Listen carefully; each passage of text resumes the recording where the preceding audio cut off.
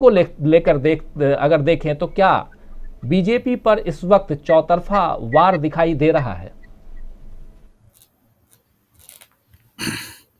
देखिए, बीजेपी दबाव में तो बहुत जबरदस्त है। पर मैं ये जो आप जिन चीजों को गिना रहे हैं, अखिलेश की रैली और प्रियंका राहुल की रैली, इसको लेकर मैं अभी कोई निष्कर्ष नहीं निकालना चाहता कि क्या होगा। क्योंकि अभी ये शुरुआत हुई है और राजनीति बहुत ही लो लेवल पर इतने पहले पहुंच गई है। और ये काफी चौंकाने वाली बात इसलिए है कि प्रधानमंत्री ने चुनाव की कमान अपने हाथ में ले ली है। मतलब जो उत्तर प्रदेश में वो जो शुरू में जो प्रचारित किया गया था, 50 रैलियां प्रधानमंत्री करने वाले हैं। तो प्रधानमंत्री अब लगभग उत्तर प्रदेश में रहेंगे। ये बस केवल इतना है कि वो वहाँ कितना रात को रुकते हैं, ये एक अलग मुद्दा है। तो आप ये मान लें कि फरवरी मार्च तक जो देश है वो उत्तर प्रदेश हो जाएगा।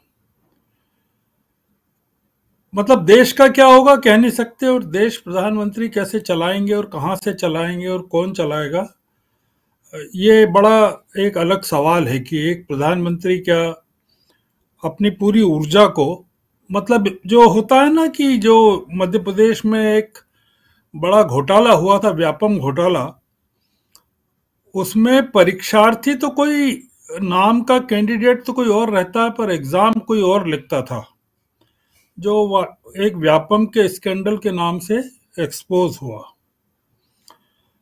तो ये पॉलिटिकल स्कैंडल है जिसमें परीक्षार्थी तो योगी हैं और परीक्षा लिख रहे मोदी हैं।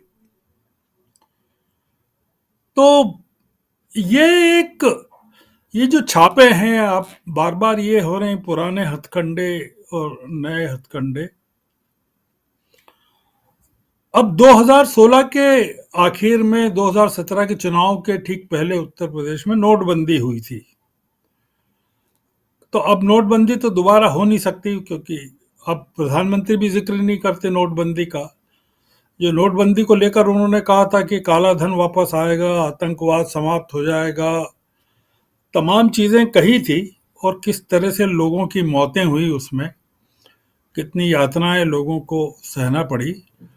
तो प्रधानमंत्री के जितने कदम रहे हैं अभी तक, चाहे लॉकडाउन हो या नोटबंदी हो या कुछ भी हो, वो यातना शिविरों में बदले हैं। तो इसलिए अब जो है, सुप्रीम कोर्ट का अगर आप देखें, सुप्रीम कोर्ट ने जो हाल में चिंता व्यक्त की कि एनफोर्समेंट डायरेक्टरेट का किस तरह से उपयोग किया जा रहा है, राजनीतिक उपयोग के लिहाज से उनका वो था कि 100 रुपए या 1000 रुपए के को भी निशाना बनाया जा रहा है। तो ये इस बात पर बहस अब क्या करें कि टाइमिंग क्या है। टाइमिंग क्या होता है उत्तर प्रदेश में? एनकाउंटर का कोई टाइमिंग होता है क्या?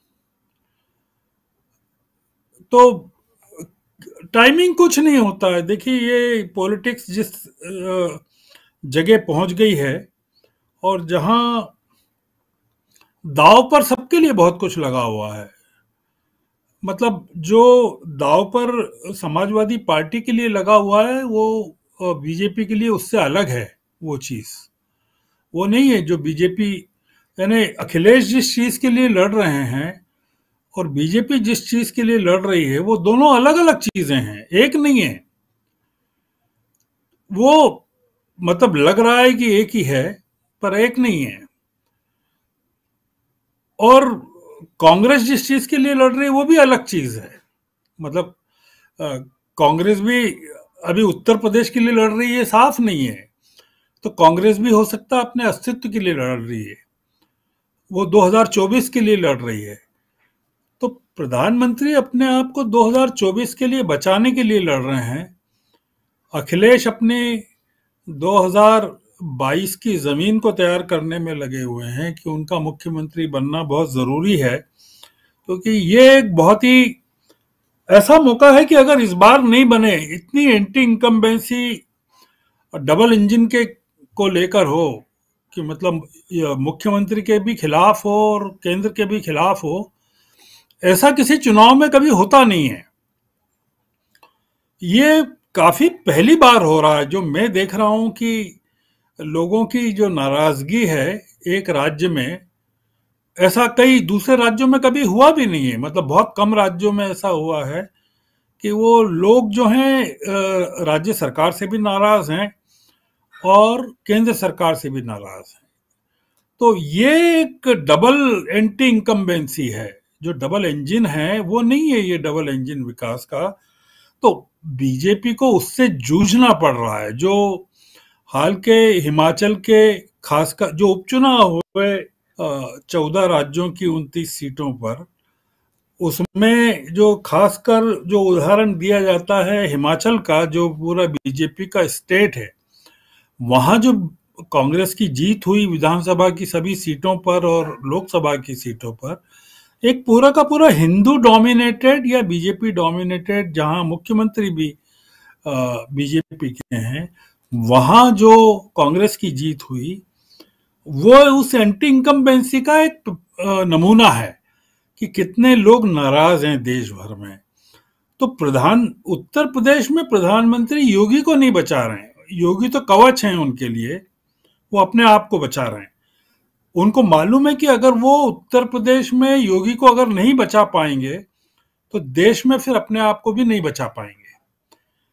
तो योगी को बचाना उनके लिए जरूरत है, अपने खुद के लिए जरूरी है। चुनाव के बाद वो योगी को हटा देंगे, टेनी मिश्रा को भी हटा देंगे।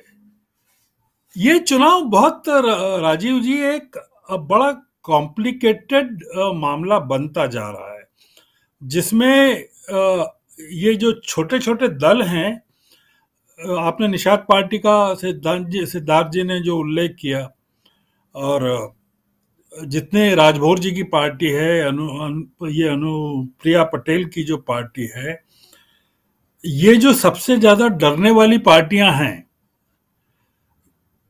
केंद्र से, वो सब इस समय विद्रोह पर हैं बीजेपी के खिलाफ। ये बड़ी चीज है। मतलब एक जो दूसरा डर है मेरे मन में वो भी है कि अगर बीजेपी अपने कमिटेड वोट्स के आधार पर एक ऐसी सीटों की संख्या पर पहुंच जाए कि जहां कुछ छोटे छोटे दलों की मदद से उसकी सरकार बच सकती है, बन सकती है, तो मैं इस बात को भी रूल आउट नहीं कर रहा हूं कि जो छोटे छोटे दल इस समय अखिलेश के साथ जुड़े हुए हैं वो फिर से बीजेपी के साथ आ जाए। तो इसलिए मैं, ये बड़ा एक डाइसी सिचुएशन है उत्तर प्रदेश की, पर ये काफी महत्वपूर्ण चुनाव है और कांग्रेस के लिए भी है। अब इसमें चीज एक अलग ये है कि प्रियंका और राहुल गांधी जो अब जुड़ गए हैं उत्तर प्रदेश में, वो जैसा कहा अभी कि उसकी मदद मिलेगी अखिलेश को कि अखिलेश को नुकसान होगा, तो ये तो बड़ा अभी बहुत टू अर्ली, क्योंकि मोदी भी और बीजेपी भी पूरा हमला अखिलेश पर कर रहे हैं, वो कांग्रेस पर नहीं कर रहे हैं। तो ये उनका भी सिलेक्टिव अटैक है बीजेपी का और मोदी का। ये बड़ा बहुत अलग किस्म का चुनाव है। कोई मायावती देखिए, कोई गिन ही नहीं रहा है कि वो मैदान में है, कोई बात ही नहीं कर रहा है उनकी, जबकि वो भी एक बड़ा फैक्टर है। एक वोट बैंक तो उनका भी है, उनकी कोई बात नहीं कर रहा है। इस चुनाव के परिणामों को लेकर बहुत तरह के की आशंका है। मतलब वो